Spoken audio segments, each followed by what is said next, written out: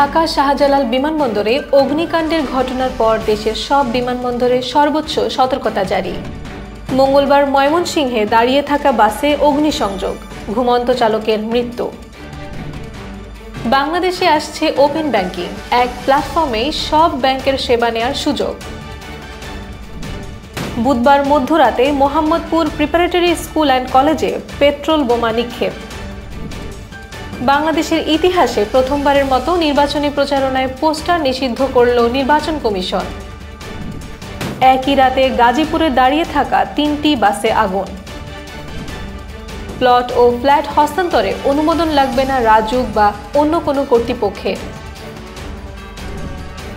অপরাধ দমন কর্মকর্তা নিজেই মাদক ব্যবসার মতো অপরাধে যুক্ত, 60,000 ইয়াবা সহ গ্রেফতার।